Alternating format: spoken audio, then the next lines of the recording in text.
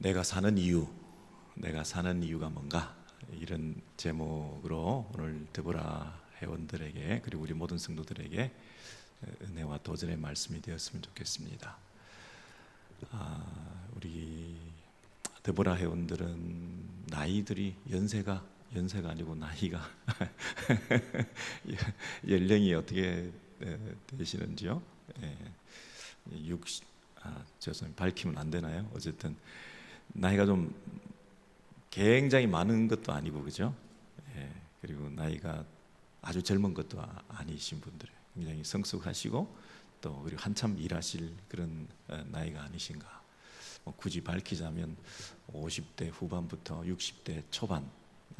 그러니까 요즘 나이로는 이제 100세 시대에 절반을 좀 사셨다, 이렇게 말할 수 있을 것 같습니다. 우리가 반환점을 이렇게 돌면서 이제 남은 인생을 어떻게 생각하고 계획하고 또 현재 상태에서 하나님께서 새로운 어떤 헌신의 그런 방향을 허락하실까, 그런 마음으로 오늘 이 헌신 예배에 함께 해주시면 좋겠다. 필연적으로 우리가 생각할 것은 죽음에 관한 거라고 생각이 됩니다. 죽음, 여러분, 죽음에 대한 이해가 잘 돼 있어야 사는 것을 잘 살 수 있을 것 같죠. 그래서 우리 성도들은 특별히 죽음에 대한 그 개념 정리를 어떻게 해야 되나. 오늘 본문의 말씀이 2장 14절 이하에 이렇게 나와 있는데, 한번 본문을 비춰주시면, 자녀들은 혈과 육에 속하였음에, 하우링이 좀 생기죠. 그도 또한 같은 모양으로 혈과 육을 함께 지니심은 죽음을 통하여 죽음의 세력을 잡은 자 곧 마귀를 멸하시며. 좀 공포스럽나요? 배경음악, 그 하우링이 이게 무슨 효과음 같은데요, 그렇죠? 죽음이라고 하는 것은 항상 그 어떤 세력이 있다. 죽음의 세력을 잡은 자, 그랬습니다. 그러니까 죽음의 배후 세력이 있다. 죽음 배후에 어떤 세력이 있어서 이 세력이 이 죽음을 통해서 뭔가를 하고 있다. 이 죽음 자체가 지금 있는 게 아니라 죽음의 세력이 있다 그랬는데, 그 죽음의 세력을 잡은 자가 누구냐 하면 마귀다 그랬습니다.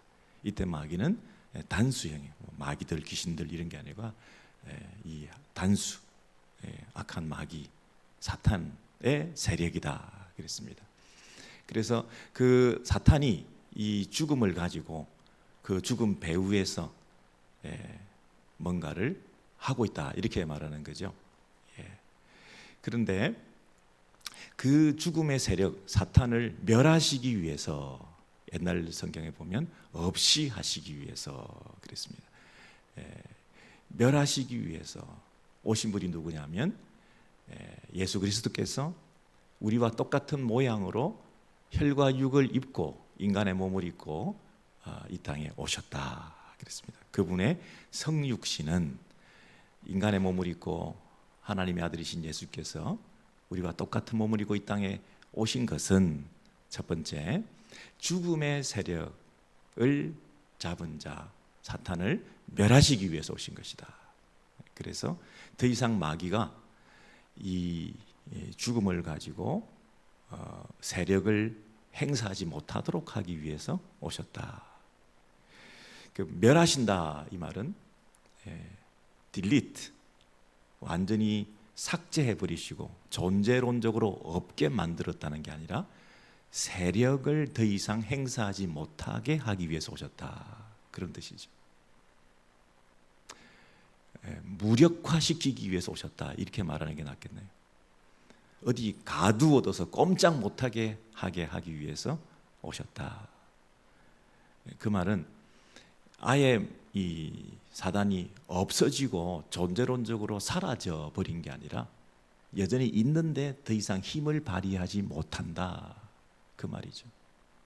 종이 호랑이처럼 있는데, 보이는데, 분명히 덜덜덜 떨 수도 있는데 아무 힘도 없게 만들어놨기 때문에 그 다음 15절을 보시면 당연히 어떤 말씀이 나오겠습니까?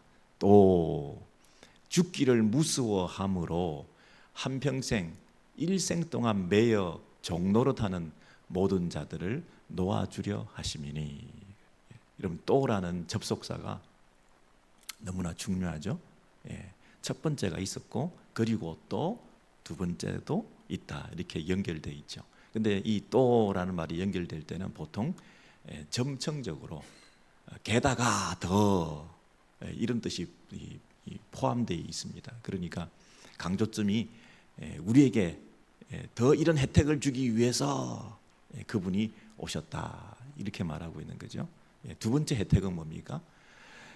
죽기를 무서워함으로 한평생 그 죽음의 공포, 죽기를 무서워한다는 것은 공포심이죠. 그 죽음에 대한 두려움으로 한평생 매여서 종노릇하고 있는 어떤 사람들을? 모든 자들을. 여러분, 죽음의 공포를 느끼지 않는 사람은 아무도 없는데 그 모든 사람들을 놓아주려 하십니다, 그랬습니다. 놓아준다는 말은 더 이상 죽음의 공포에 덜덜 떨면서 죽기를 무서워하지 않게끔 만들어 주기 위해서 그랬죠. 그러니까 두 가지를 위해서 오셨네요. 첫 번째는 사단의 세력을 없이 하기 위해서, 죽음의 권세에서 벗어나게 하기 위해서, 죽음의 권세에서 벗어나게 하기 위해서. 두 번째는 죽음의 공포에서부터 벗어나게 하기 위해서. 단순히 우리를 죽음의 권세, 사단의 권세, 소나기에서, 결박의 상태에서 벗어나도록 하기 위해서뿐만 아니라 이제 여전히 남아있는 이 죽음에 대한 두려움에서부터 벗어나도록 하기 위해서. 죽음 자체가 완전히 해결된 것은 아니네요, 그죠? 죽음 자체가 완전히 해결되는 것은 마지막 날에 있는 거잖아요. 근데 여전히 그 죽음의 세력으로부터 노임을 받고 또 여전히 우리를 올가매고 괜히 우리가 두려워하고 있을 수 있는 죽음에 대한 공포에서부터 우리가 자유하게 하도록 하기 위해서 예수께서 이 땅에 오셨다, 이렇게 말을 하거든요. 이 두 가지가 여러분에게 실효성 있게 지금 적용되고 있습니까? 우리는 구원받았습니다. 사탄의 권세로부터 벗어났습니다. 우리는 참 자유를 얻었습니다. 그리고 그 죽음의 공포에서부터 오는 모든 두려움에서부터 벗어나서 우리는 참 평안과 기쁨 속에 날마다 살아가고 있습니다. 우리 더버라 회원들 그러십니까? 좀 인생을 반쯤 살아보니까 어떠신가요? 우리를 붙들고 있는 게 결국은 뭐다? 어떤 이게 실화인지 아닌지는 모르겠지만 그 러시아에서 어떤 일하시는 분이 냉동고에 청소하러 들어갔다가 문이 닫히는 바람에 나오질 못해가지고 그 안에 가두어진 채로 죽게 되었다 그랬잖아요. 그래서 이제는 이제 얼어서 죽게 되었다 싶어가지고 그 냉동고에 막 글을 막 억지로 써놨는데 나는 지금 얼어 죽고 있다, 이런 글귀가 있었대요. 근데 그 다음날 아침에 다른 인부에 의해서 발견되었는데 그 냉동고는 고장난 상태에 원래 있었다고 그러잖아요. 그래서 이분이 얼어서 죽은 게 아니라 죽음의 공포 때문에 죽었다. 물론 뭐 질식사를 했을 수도 있겠지만 그분은 자기는 얼어 죽고 있다고 생각하고 그렇게 글을 썼다는 거 아닙니까? 죽음도 우리가 무섭지만 더 우리를 무섭게 만드는 것은 죽음에 대한 공포심이다, 죽음에 대한 두려움이다, 이렇게 우리가 말할 수 있는데요. 오늘 그 본문에 다시 한번 보시면 그 16절 이하에 그 부분을 뭐라고 얘기하느냐 하면 천사들을 위해서 오신 분이 아니다. 그분은 아브라함의 자손을 붙들어 주시기 위해서 오셨다. 예수께서 이 땅에 오셔서 혈과 육을 입고 오신 것은, 인간의 몸을 입고 오신 것은 인간의 몸을 입고 있는 우리들을 위해서 오신 거다. 천사들은 혈과 육이 없잖아요. 천사들의 문제를 해결하기 위해서 오신 게 아니라 우리와 똑같이 혈과 육을 입고 오신 그 이유는 아브라함의 자손, 아브라함에게 언약을 창세기에서 하시면서 네 후손을 통해서 하늘의 별처럼 바다의 모래알처럼 많은 자손을 줄 것이다 했던 그 영적인 아브라함의 후손들, 그들을 구원하기 위해서 그분이 인간의 몸을 입고 오셨다. 그러니까 그 언약의 성취는 결국 예수님의 성육신을 통해서 그 아브라함에게 그 옛날에 주셨던 그 아브라함에 대한 약속의 그 완전한 이루어짐은 그분이 성육신 하셔서 인간의 몸을 입고 오셔서 십자가에 죽으시는 자신의 죽음으로 그 죽음의 권세를 깨뜨리고 우리에게 참된 죽음의 공포로부터 해방시켜주는 그때에 우리를 붙들어주는, 떨지 마라, 떨지 마라, 그 붙들어 주심을 통해서 그 약속이 이루어졌다는 거잖아요. 그러니까 이 죽음에 대한 공포에서 벗어나도록 하기 위해서 우리를 붙들어 주시기 위해서 떨지 마라, 떨지 마라 하기 위해서 그 옛날부터 구원의 계획을 준비하셔서 어떤 면에서는 구원의 절정이 그 하나님의 구속의 역사의 그 클라이맥스가 우리가 안 떠는 거라는 거예요. 지금 우리가 죽음으로부터 벗어나서 영적으로 자유함을 얻었고 매일의 삶 가운데서 죽음에 대한 두려움으로부터 해방되어서 살지 않도록 붙들어주는 이것이 그분의 구원의 선물이라는 거죠. 놀라운 우리에게만 주신 천사들에게도 주지 아니한 우리를 위해서 그렇게 친히 죽으시기 위해서 오셔서 우리를 붙들고 계신다는 거예요. 이게 엄청난 우리에게 주신 큰 선물이라는 거 아닙니까? 큰 축복이라는 거잖아요. 그분이 왜 인간의 몸을 입고 오셨다고요? 죽으시려고 오셨다는 거예요. 하나님의 아들이 하나님은 영이신데 어떻게 눈에 안 보이시는 그분이 죽으실 수가 있냐고요.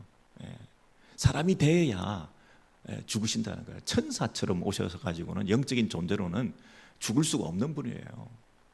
우리를 살리려고, 우리를 위해서 죽으시려고 인간의 몸을 입고 오셨다는 거 아닙니까? 그러니까 그분의 그 이 땅에 오심은 죽기 위해서 오신 거고, 죽는 것의 목적은 뭐냐면 우리가 안 떨게 하려고 죽으셨다, 이렇게 해도 말해도 과언이 아닐 정도라는 거죠. 그 17절 이하에 보시면, 그러므로 저가 범사의 형제들과 같이 대심이 마땅하도다. 범사의 모든 면에서, 그냥 당신은 능력자시고 하나님의 아들이시고 멀리 계시면서 가끔 우리를 도와주는 게 아니라 우리가 똑같이 되셔서 모든 면에서 사람으로 오셔서 우리를 도우시는데, 우리를 도우시려고 하시다 보니 우리가 참 도울 일이 많다는 것을 아시게 되셨어요. 그래서 그분은 자비하시고 신실하신 대제사장이 되어서 우리들의 죄를 구속하시고 속량하려 하심이라 그랬습니다. 여러분, 대제사장이라는 얘기는 우리들 편에서 하나님께 나아가는 역할을 하시는 거죠. 선지자는 하나님의 말씀을 우리에게 전해 주시지만 제사장은 우리 편의 아픔들을 하나님께 가서 용서를 구하고 또 우리의 문제들을 그분께 은혜를 구하는, 그게 제사장적 역할을 하는데, 이분의 그 수식어가 두 가지가 붙었는데, 자비하신 제사장 그리고 신실하신 제사장이라는 거예요. 그러니까 우리가 얼마나 범사에 도움이 많이 필요하냐면, 모든 면에서 이걸 다 하나님께 가지고 가려니 이 긍휼과 자비가 없어가지고는 우리의 진정한 제사장이 될 수가 없는 거예요. 그리고 이분이 신실하지 않고서는 똑같은 죄를 반복하고 또 실수하고 있는 우리들을 위한 진정한 제사장이 될 수가 없는 거예요. 이분의 제사장 역할에 가장 필요한 성품은 뭐냐면 자비와 성실이라는 거예요. 여러분 생각해 보세요. 누군가를 변호해주고 대변해주는 역할을 여러분이 맡았을 때, 야, 저렇게 추악한 죄를 지었으면 변호사가 나서지 않습니다. 국변 변호사도 참 그걸 의무적으로 간신히 할까 말까 할 정도로 국선 변호사가 그 역할들을 안 해준다니까요. 여러분이 누군가를 향해서 저렇게 심으려 난 추악한 죄인을 향해서 여러분이 변호할 마음이 전혀 없습니다. 엄청난 죄, 추악한 죄, 씻을 수 없는 죄, 사람들이 손가락질하는 죄, 여러분 속에 여러분의 내면을 살펴볼 때 너무나 내가 악하구나, 내 안에 이런 더러운 것이 들어앉아 있구나, 이런 추악한 내 모습을 그분은 보시고 아시고 하나님 앞에 나아가 제사장적 역할을 우리를 위해서 대신 감당해 주시고, 어제 지은 죄를 오늘 또 짓고, 아침에 지은 죄를 저녁에 또 지었고, 30대 지은 죄를 40대에 더 추악한 죄를 더 반복해서 나아지기는 그냥 더 완악해져가는 그런 죄를 짓는, 그리고 면목없이 또 나와 은혜를 구하는 자들에게 신실하신 제사장께서 우리의 죄를 속량해 주신다. 마지막으로 18절 보시면, 그 제사장 그분이 시험을 받아 고난을 당하셨은즉 이 땅에 오셔서 시험 받는 자들을 그래서 능히, 그랬습니다. 뭐 넉넉히, 능히, 흔쾌히, 충분히, 완전하게 도우실 수가 있다. 그분이 오셔서 그냥 능력자이신데 가끔 우리가 도움이 필요할 때마다 도와줄게 하고 능력을 발휘해 주시는 그런 도움이 아니라, 그분이 강한 분으로 오셔서 약한 사람들을 도와주는 게 아니라 처음부터 약한 분으로 우리와 똑같이 오셔서 똑같이 그 연약을 체휼하시고 우리를 가장 잘 아시는 그분께서 우리를 넉넉히, 능히, 충분히, 완전히 도우신다는 거예요. 적당히 때우는 게 아니라, 흉내만 내는 게 아니라, 신용만 하는 게 아니라, 일시적으로 하는 게 아니라 항상 능히, 완전히, 그리고 우리의 겉모습만 도와주시는 게 아니라 우리 속 안에 있는 마음 깊은 곳에까지 위로하시고 도우시고 쓰다듬으시고 온전히 어루만져 주셔서 회복해 주시는, 우리의 모든 걱정, 염려, 근심, 상처, 탄식, 한숨, 눈물, 그 의미를 다 헤아려 주신다는 거예요. 배우자도 목회자도 가장 친한 친구도 베스트 프렌드도 알아주지 못하는 그 모든 일에 진정으로 공감해 주신다. 동정심을 가져주신다. 그분밖에 없다는 거예요. 그분이 자비롭고 신실한 나의 제사장 되신다는 거예요. 그래서 그분이 계시니까 그분이 끝까지 책임져 주시고 끝까지 우리와 함께 해주시고 여전히 그 일을 하고 계시기 때문에 우리는 이 땅에서 그 죽음이라고 하는 것이 드리워서 생긴 그림자 안에서 더 이상 살 수가 없다는 거예요. 죽음이 주는 공포와 두려움이라는 것은 완전히 사라졌다는 거예요. 그것이 우리에게 준 가장 큰 선물이다. 그분이 우리를 붙들고 계신다. 천사들을 붙들려고 혈육의 모양으로 온 이유가 아니지 않냐. 너희들이 혈육이기 때문에, 약하기 때문에 맨날 덜덜덜 떨고 불안해하고 세상에서 힘들어하고 자꾸 변하고 그러는 인생인 거 알기 때문에 내가 너희들을 위해서 혈육으로 와서 너희들을 지금 붙들고 있는 거 아니냐. 내 마음 알겠냐. 여러분, 이게 이 땅에서 살아가는 우리 성도들에게 주신 큰 선물이고 축복인데요, 우리가 이것을 얼마나 향유하고 있는지 모르겠습니다. 얼마나 이것을 우리에게 지금 적용하고 있는지 모르겠습니다. 이 축복이 얼마나 큰지를 잘 알지 못하고 그냥 뭐 예수 믿고 천국 가고 그냥 이 땅에서 똑같이 덜덜덜 떨고 두려워하고 노화, 죽음, 질병, 가난, 실직, 관계의 악화, 미래의 불안함, 자녀들의 말썽, 교회 분란, 뭐 별하별들이 다 있는데 이런 일들이 우리 앞에 닥쳤을 때 우리가 얼마나 이 자비롭고 성실하신 대제사장이신 그분께서 주시는 안위와 평강 가운데 우리가 살고 있는지 한번 생각을 해보십시오. 하루를 살아도 이 평안을 누려야 될 텐데요. 그 한순간이라도 그 하늘의 천국의 진정한 기쁨을 누리면서 살아야 될 텐데요. 이 복음이 주는 진정한 그 확신 가운데 담대함을 우리가 살아내야 될 텐데요. 일평생 그 가운데 한 1초라도 그 감격 속에 우리가 살고 있습니까? 그 복음이 주는 진정함을 우리가 깨달으며 그 안에서 그 복음의 누림이 있는 그 한순간이라도 살고 있습니까? 아까 뭐라 그랬습니까? 일평생 한평생 종로로 타고 매여 있는 자들에게 놓아줌을 위해서 왔다 그러시잖아요. 그 놓임을 정말 우리가 전인격적으로 전천후적으로 우리가 누리고 있습니까?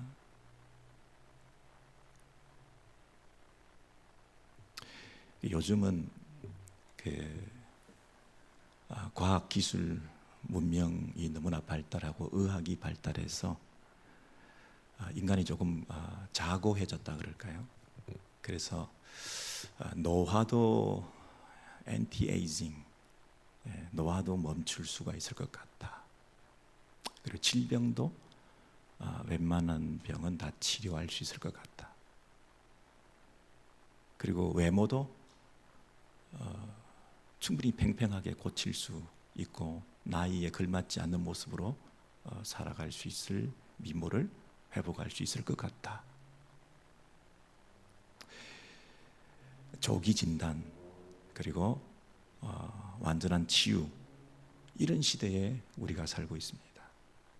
그래서 그걸 잘 하지 못하면 운이 없거나 실패한 인생으로 불행한 삶을 산 것으로 너무 빨리 죽었다. 뭐 치료가 잘못되었다. 의사를 잘못 만났다. 운이 없었다. 더 좋은 병원이 있었고 더 좋은 의사가 있어갖고 더 살릴 수 있었는데 더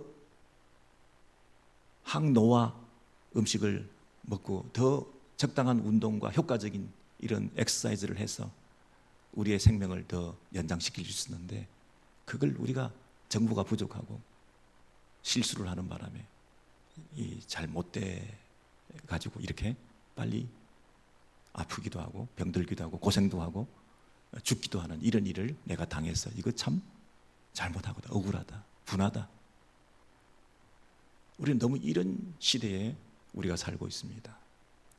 암 세포는 다 찾아내서 추적해서 다 찾아내서 보이는 쪽쪽 다 잘라내야 그게 성공하고 잘하는 처치 방법이라고 우리가 생각하지 않습니까? 너무 조기 진단을 많이 해가지고 암 환자들이 너무 많아가지고 수술의 빈도는 너무 많고 그래서 미리 다 보이는 쪽쪽 다 잘라내야 된다는 얘기는 마치 뭐하고 똑같으냐 하면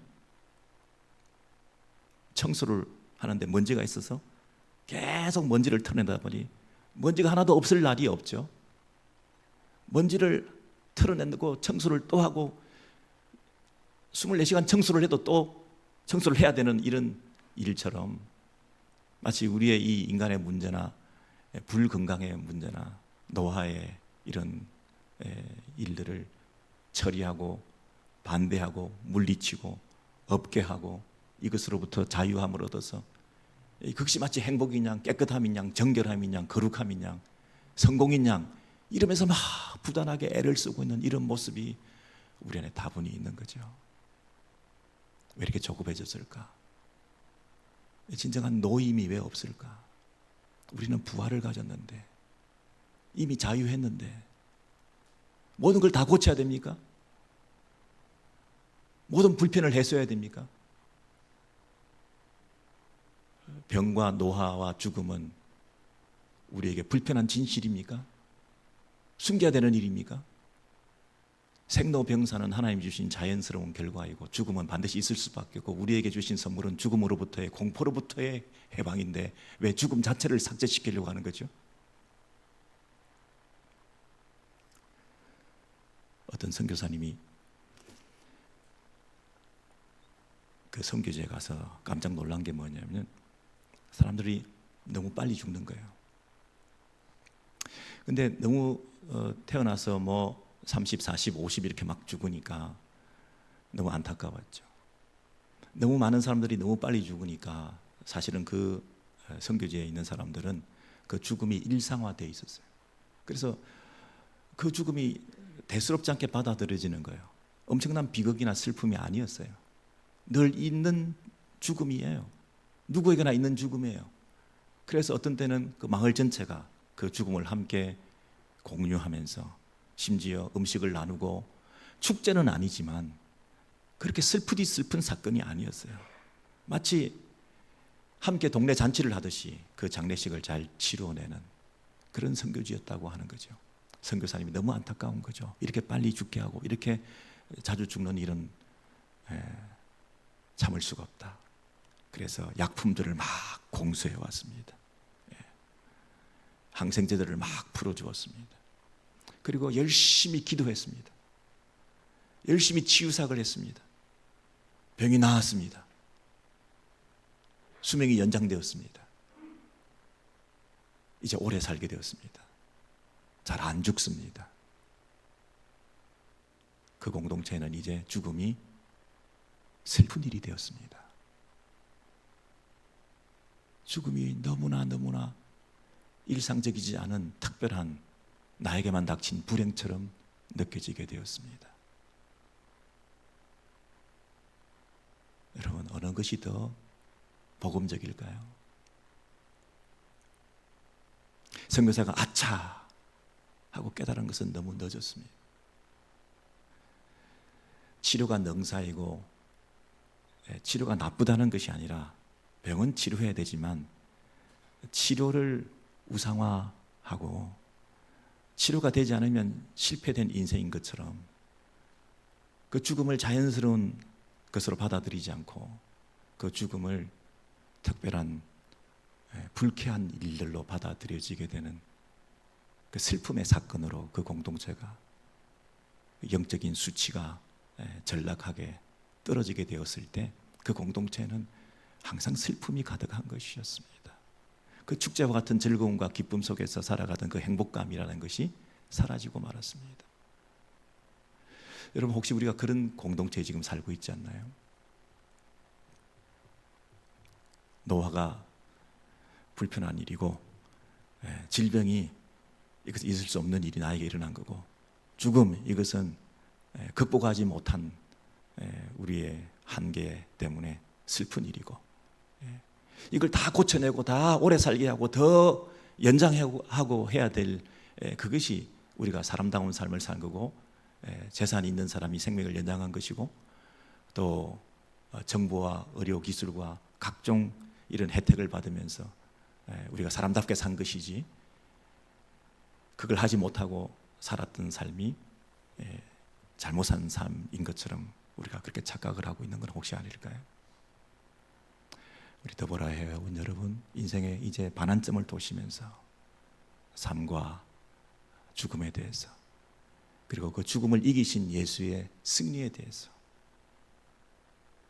그리고 이 땅에서 그 죽음을 이기신 승리의 사건이 주는 내 삶의 어떤 그 임팩트와 변화와 충격과 그 삶의 이 질적인 삶의 변화가 어떻게 나타나야 될 것인지 인생을 길게 살아가는 것 삶은 듀레이션이 아니라 도네이션이라고 하셨는데 길이가 아니라 기여라고 하셨는데 이 땅에서 우리의 남은 삶은 어떻게 사실 것인지 오늘 이 말씀을 통해서 우리 한번 확인하시고 또 함께한 우리 모든 성도들에게도 새로운 도전이 되고 이 땅에서 너무 조급해하지 않으시면서 관조하시고 여유롭게 환경의 어떤 변화에도 불구하고 그 복음의 능력을 체험하실 수 있는 예수 십자가의 그 의미를 다시 한번 확인하실 수 있는 저와 여러분 되시기를 바랍니다.